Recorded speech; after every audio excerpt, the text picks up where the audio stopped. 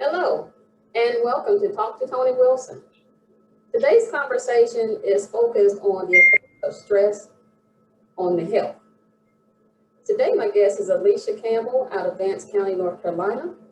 A few years ago, she was awakened in the middle of the night with some information about her baby boy that he had been in some type of commotion where he's been rushed to the hospital following a gunshot. Alicia is here to share how her health has changed since receiving that information about her son. So, Alicia, how is your day today?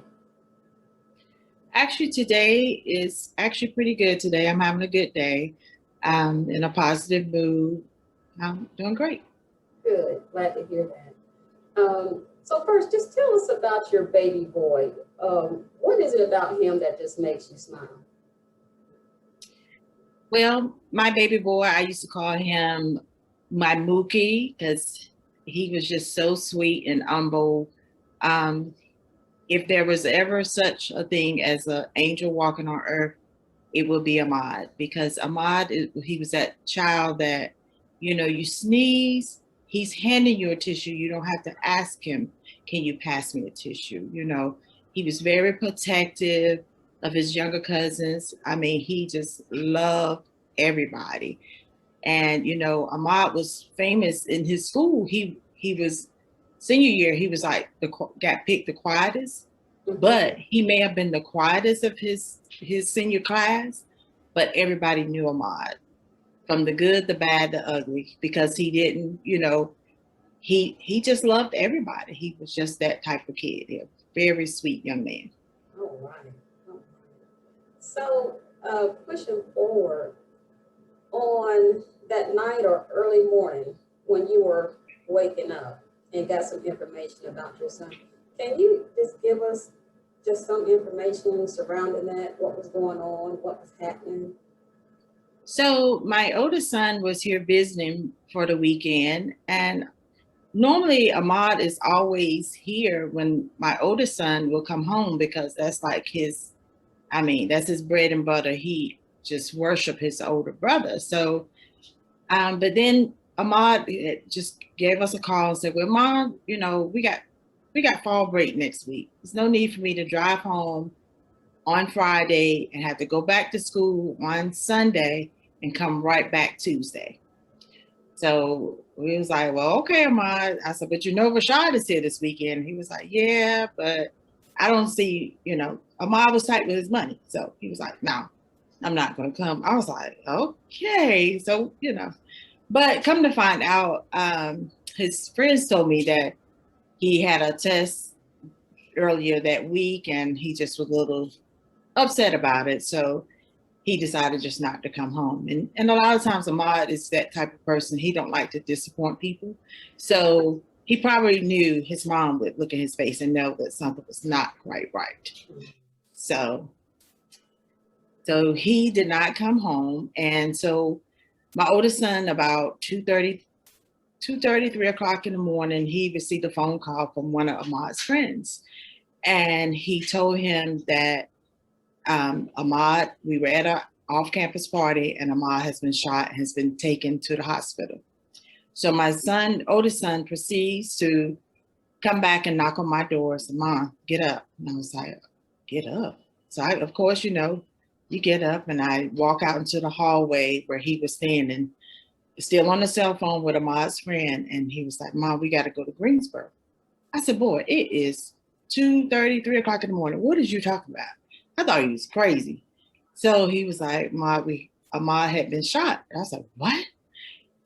And all I could do at that point was just scream, "Jesus." And at that time, I just felt like something had left my body, which wasn't a good sign to me. So I, turned around. I was like, "Okay, let me get your dad up." So I had to go in and wake my husband up and got him up. And he was like, "What?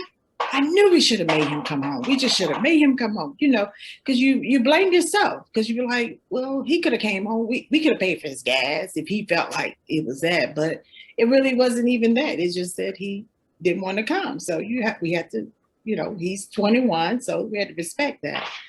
And so So the friend had made it to the hospital, to the emergency room, but they weren't telling him anything. So we asked him to give the phone to, well, my husband did. And let me speak to the receptionist. And so the receptionist proceeded to say, well, we can't tell you anything over the phone, and it has to be next of kin here or whatever. And so she was like, but when you get here, you probably need to talk to the chaplain, which immediately was a terrible sign to my husband and I, because when she said that, he was like, what? Talk to who? You know, so we kind of got upset. So I have family that lives in Greensboro, near where he, was attending college. And so I gave them a phone call. I was like, look, my husband's shot. It's going to take us about an hour and 20 minutes to get there. We're getting dressed. Can you go over and just, see what you can find out? I said, look, just tell him you're the uncle, because he had stayed with one of my cousins, over the summer, when he went to summer school. So he was like, all right, cuz I got you. So, him and his daughter and son went on over to the emergency room. But of course, they wouldn't let them, go back or say anything either. So when he called me back, he was like, cuz they won't let me do anything. And I was like, that's okay. And in the meantime, I'm on the road heading up there. I said, well, we'll be there in about 20 more minutes. So, so my husband was quiet, but just drove right on up to Greensboro. We got there. And as soon as we got there, I saw emergency room. So my son and I hopped out the car, take off running. So we trying to find the emergency entrance. So while my husband found a park, there's a lot of cars out there. And so we jumped out and we took off running. Well, we ran to the wrong side. We ran to the side to go into actual hospital. So we had to turn around, and mind you, my son ran track. So I'm out of breath running behind him. He was like, Mom, come on. I said, I'm coming. I said, you go ahead. I'll get there. Because I was out of breath. And I was like, okay, Lord. Okay, I can do this.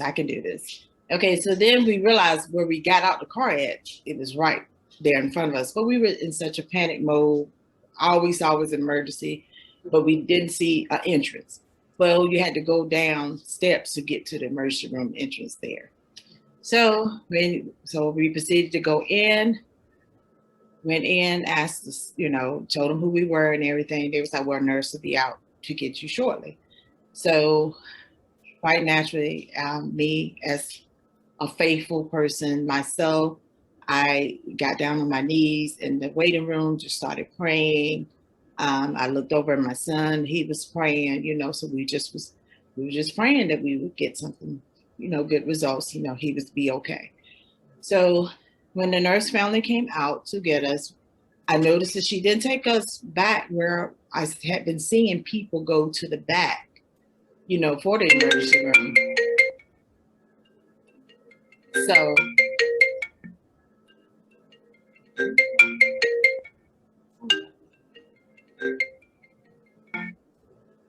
So sorry about that.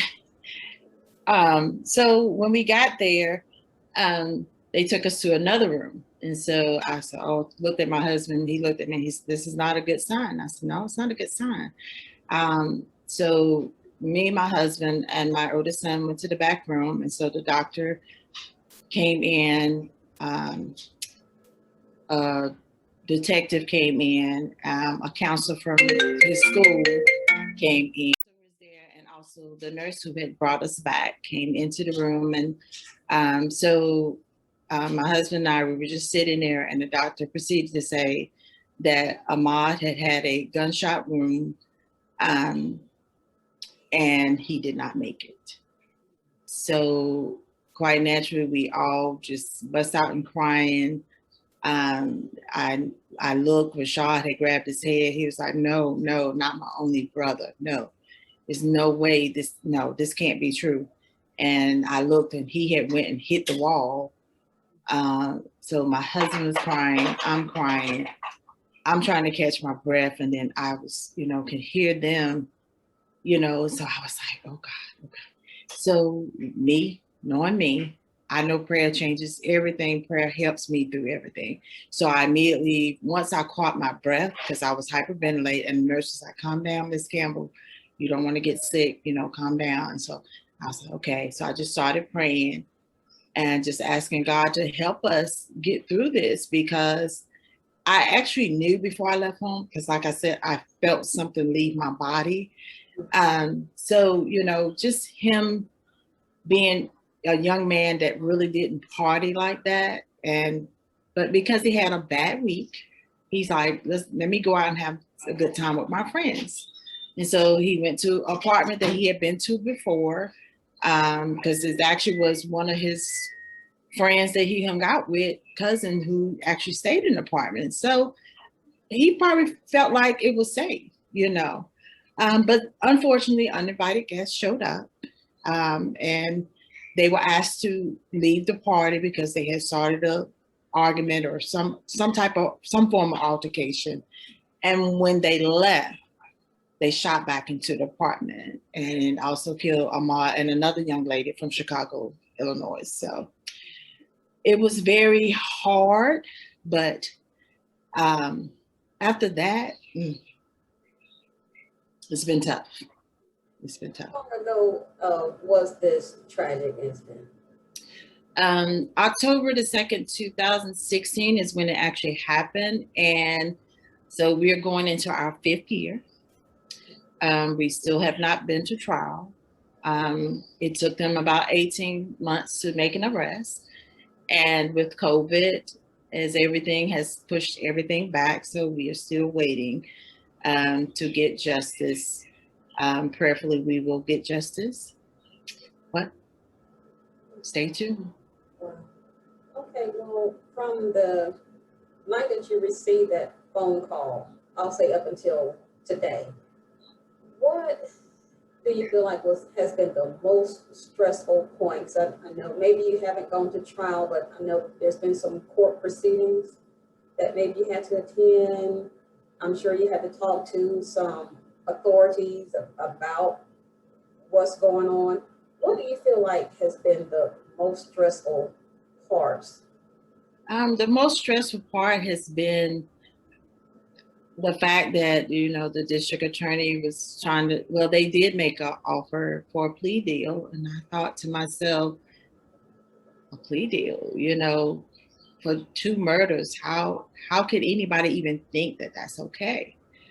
But, you live and learn. So the district attorney actually works for the state. They don't actually work for the actual victim's family.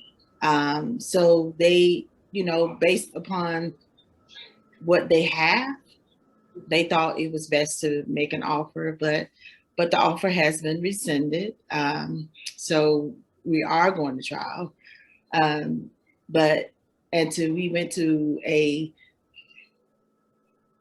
We had to meet him in court because he requested a bond reduction. So that was our first time laying eyes on him in person, which was very stressful. Just looking at this person that they believe murdered, took away our sweet boy. It was hard looking at him, and I'm just looking at him like, but why? And he's looking like, I haven't did anything, So it's very stressful, very stressful. It's been hard. It's just hard. Sleepless nights for sure. Well, this conversation, it is about, like I say, stress and the effects of stress on your health. Stress is a natural body response to challenges, and sometimes it can be good, but at other times, we know stress can cause a lot of health effects, such as elevating the blood pressure. It can cause some depression, some anxiety. It can cause acne and other skin issues, menstrual changes, and sleep disturbance, like you just now said, and many other things. Ahmad, you say, has been gone, it's been like 5 years, you say? It would be 5 years in October, yes. 5 years in October. What type of changes have you noticed in your health since Ahmad's passing? Well, for one, I'm a diabetic, and after Ahmad got killed, I tend to stress eat things that I shouldn't eat. Mm. Um, and not just that, just overeating, period. You know, I just eat when I just feel stressed because it makes me feel comfortable. I just feel like I just needed something in my mouth at all the times. I also had anxiety issues where I had to start on medication. Um, I've been taking that for the whole time, still taking medication to the day. Um, I definitely gained weight, which is not good for my diabetes nor my high blood pressure. And I also have hypothyroidism. So with that, that's hormonal. And, so I've been going through like depression, up and down energy levels. It's just been just horrible. And I had to start taking something to sleep at night because I couldn't rest, So in which I took melatonin, which is an all natural product. Um, it helped for a while. Then after a while, it didn't work anymore. Mm. So, so just taking each day. And just recently, I had some elevated liver blood levels that caused me to have to go through all these ultrasound, a CT scan, and an MRI. And I'm still dealing with that because in 6 months I had to repeat an MRI because they saw some lesions on my liver. So I know all of this has to be part of the stress level that I'm dealing with. Um, a lot of people ask me from time to time, well, do you think if the trial was over, would you be any better? Honestly, I can't say that I would or I wouldn't because I still miss my son daily. I yearn from him daily, especially the weekends. The weekends are so stressful for me because, like I said, he was that child, even though he was 21 in college, he came home either every weekend or every other weekend because our family is just so close knit because we did everything. I mean, when our kids grew up, we had our friends, we had cookouts, the kids went, we would even have phone conversations while the kids are away at school just to watch basketball game or football game. We just on the phone, oh man, what y'all see that here? But we on speakerphone, we just having a ball with both of the boys on the phone, so it just tore our family apart. I just feel like we lost a big part. Because like I said, we were just so close knit. It's my little small family, 2 boys and my husband, and not only did it affect us, family and friends, it affected so much. Like one of my cousins have even started, because Ahmad ran track in high school, and she saw it on his obituary. And mind you, she was in 6th grade. So she decided, oh, well, how about this? I'll start running track in his honor. And so she started running track, but she realized she wasn't a sprinter. So she was like, okay, let me try something else.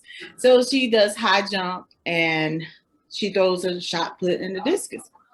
It's phenomenal. And she's now a sophomore in high school, doing great, winning medals after medals. And when he died, she made a headband and put "For Ahmad" on it. And she wears that through her practice. She wears it in her meets. A lot of times in the meets, she had to turn it inside out because you're not supposed to have things written. But he just inspired so many people. He was just, Ahmad was that kid that everybody knew, everybody loved.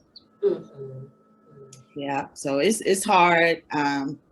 My husband, I think he had high blood pressure issues at the beginning, but he's done much better. He never had to start medication.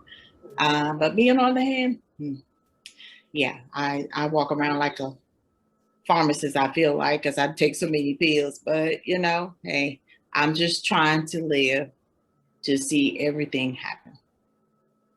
Well, I am a mother and a boys also. I have daughters, but some boys too.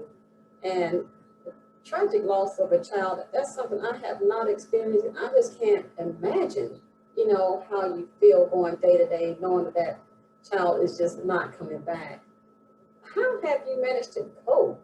Uh, what have you done to just help get you through this day to day?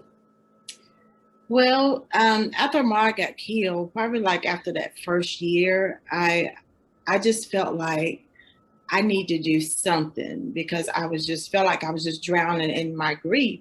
Mhm. And so I one day I just reached out and I did a search on Facebook and I was like, because I knew how you have mothers against drunk drivers. I said, well, surely it's something about mothers against gun violence. So when I did that, I found out a group called Moms Demand Action and also Every Town Survivor Network. Mhm. So that's an umbrella under Moms Demand Action is the umbrella under that. Okay. So I went to the meeting. Mind you, I had to drive an hour and 20 minutes Oh, to go to attend my first meeting. It's like in Cary, North Carolina here. So my mom, my two sisters, and my nephew, we all got in the car and they went with me because they knew it meant a lot to me. And so when I went to the meeting and as I was telling them what happened, telling the story about Ahmaud, and why I reached out to the group, and I wanted to see what I can do to help in gun violence. So when I went there, and so after I finished explaining everything, they was like, "You do know you are a survivor," and I'm looking at them. No, he didn't make it. It was like, "No, you are the survivor. You are surviving the tragic death of him by gun violence." And I was like, "Oh." I didn't think about that. And they was like, you know what? You would be a great speaker against, do your advocacy work. And I was like, oh, okay, I can do that. I can tell my story anytime you need me to, because it's my story. Can't nobody tell my story but me. And so I started that. And then on last year, I became a survivor fellow, which we have to share our story 5 times a year. Um, and just networking with other moms that had lost the same type of loss that I had, it gave me a lot of strength and power. So that's one of the things that I did. And then I talked to my family and everybody was just so nice when Ahmaud passed. I mean, we just got money and money and money and people were just they were just so generous. And I was like, why everybody send us money? I'm looking like, okay, but so we had got so much money that I was like, you know what? Me and my husband, my son was talking. I was like, I know a way we need to honor Ahmaud. And they were like, what? I was like, I think we should start a foundation in his honor and give scholarships to students. And they was like, oh, Mom, that sounds great. And I said, but do y'all just want to do this year? Or is this something that we want to grow? And at first we was like, do we really want to do this? And I was like, look, I need you guys' help. I don't want to do this by myself because I feel like I just want to keep Ahmaud's name alive. I want people to know about Ahmaud. I want to know how his life was taken senselessly and what better way to do it. mhm. So our family started doing scholarships. So that's what we do now. And so now we started a foundation, and the foundation is called AhmaudCampbellFoundation.org. And we have a brand new website up where you can go on and just see further information. We have items on there that you can purchase, and we also have several different ways you can donate to the foundation because this is something that we're going to continue to do. We're going to continue to bless others because Ahmaud was that child, he struggled in school. He wasn't that AB honor roll school student, but he was determined to be the best that he can be. He had a little learning disability, but he never let that stop him. So what better way to honor him than to give students scholarships to continue education? That is wonderful.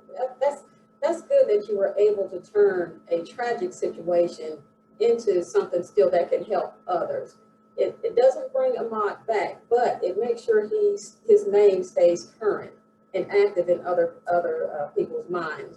And you want to help him through school also. That is great. That is wonderful.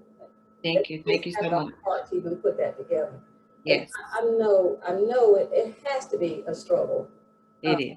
Just knowing that your child is not back, but being able to just turn it into a positive something for others, I commend you on that. That is great. Thank you. That is great. So how do we get in contact with Yamont Campbell Foundation? Let's say we want to make a donation or something. How do we connect that way? If you go to the website, you can just click on the button to do a PayPal. We have a PayPal account. We also have a Cash App account. You also can mail in a donation to P.O. Box 83, Kittrell, North Carolina 27544. You can also find us on Facebook as the Ahmad Campbell Foundation. We have a Ahmad Campbell Foundation page, which also lists different ways to donate. And I'm also on Facebook, and you can just inbox me. My name is Alicia Taylor Campbell. I will inbox me, and I'll be glad to direct you to the correct place. Now, as far as your health, is there anything in particular that you need or that you would like for us to know about how to keep yourself maybe in a better health situation to where stress is not getting? Is there anything that you've learned through your process of how you can keep some of your stress levels down? I encourage exercise. Exercise. Okay. If it's nothing but walking, 30 minutes a day, 10 minutes, 3 times a day. I know I slacked off, but I did better. My blood pressure was better when I was participating. With COVID, they shut the gyms down. So I had started going to the gym every day, like 5 days a week. Monday through Friday, after work, I go straight to the gym. But with COVID, I had to cut back. So I had to find other ways to get my exercise back on point and try not to overeat. I suggest don't overeat just because you're hurting. Or if you're going to eat something that's healthy for you, not chocolates. Yeah, let go of some of that sweet, good stuff. Yeah, right. Some of the banana pudding or something like that. Right. Well, Alicia, thank you for sharing your story with us and giving us some tips and pointers on how we can help to reduce our own stress levels, and giving us an outlet so in case we do want to contribute to a foundation to help kids get through college. Thank you for coming on and sharing that with us. Is there anything else that you would like to share or you'd like for us to know about Ahmad or situations surrounding Ahmad, your family, your health, foundation? Is there anything? I just would love for you all to just go out to the Ahmad Campbell Foundation.org. Check out our website. We are there, and we're going to continue to help other children continue their education. Well, thank you so much. Thank you. Well, this is going to end another Talk to Tony Wilson. So to all I will say is have a great day.